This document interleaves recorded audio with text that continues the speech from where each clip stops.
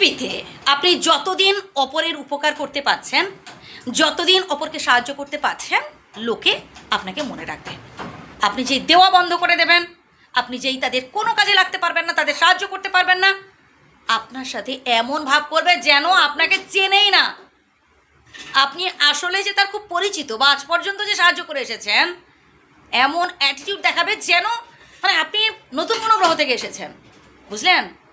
বা হয়তো সাইড দিয়ে চলে যাবে, আপনার সাথে কথাই বলবে না মুখ তুলে। এটাই হচ্ছে আমাদের আসল রূপ।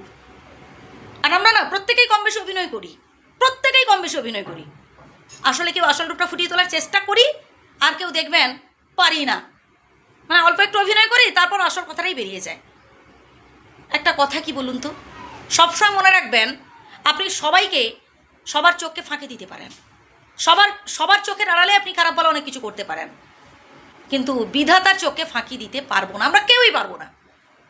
বিধাতা সব কিছু দেখতে পাচ্ছেন, সব কিছু বুঝতে পারছেন। অন্যায় কাজ, কারোর সাথে খারাপ কাজ, কাউকে ঠকিয়ে কেউ কোনোদিনও সুখী হতে পারেনি, পারবেও না। তাই আপনি কেন কাঁদছেন, কেন কষ্ট পাচ্ছেন?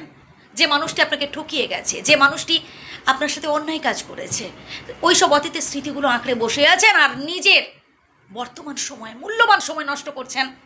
নিজেকে মোটিভেট করুন। একটা সময় আপনি আপনার বাবা মাকে অনেক কথা দিয়েছিলেন, বলেছিলেন যে আপনি অনেক বড় কিছু করে দেখাবেন, আর আজ সব ভুলে গেলেন। ওই একজন আপনাকে ঠকালো, আপনার জীবন থেকে ছেড়ে চলে গেল, আপনাকে ঠকিয়ে অন্য আরেকজনের সাথে দিব্যি সুখে সংসার করছে। আর তাই আপনি কি করছেন? সব কিছু আপনার কাছে এখন বিষণ্ণ লাগছে না, এমনটা ভাবলে কিন্তু চলবে না। নিজেকে মোটিভেট করতে হবে, ভালো কিছু চিন্তা করতে হবে, পজিটিভ চিন্তা করতে হবে। মনে রাখবেন, আপনার দ্বারাই সম্ভব, আপনি পারবেন। একাই এগিয়ে যান, ভালো ভালো চিন্তা করুন, ভালো ভালো কাজ করতে থাকুন, দেখবেন একটা সময় আপনি ঠিক আপনার লক্ষ্যে পৌঁছে যাবেন।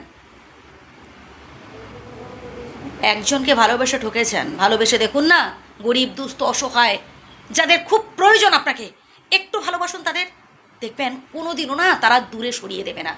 সারা জীবন, আমি তো বলছি সারা জীবন তারা হৃদয়ে গেঁথে রেখে দেবে, বুঝলেন? তাই বলবো কি, আপনি আপনার কাজ করে যান। কে আপনার সাথে খারাপ ব্যবহার করলো, কে আপনাকে ভুল বুঝলো, দরকার নেই। আপনি তো আপনার দিক থেকে সৎ আছেন, আপনি তো আপনার দিক থেকে ভালো কাজ করছেন, তাহলে কেন এত কষ্ট পাচ্ছেন? সবসময় মনে রাখবেন, আপনি যাতে করে কোনো অন্যায় না করেন, আপনি ভালো থাকুন, সৎ পথে থাকুন, পারলে অপরের উপকার করুন। কে কতটুকুন তার দিক থেকে কর্তব্য করছে সেটা তার উপর ছেড়ে দিন, বিধাতা তার ঠিক বিচার করবে। ভালো থাকবেন।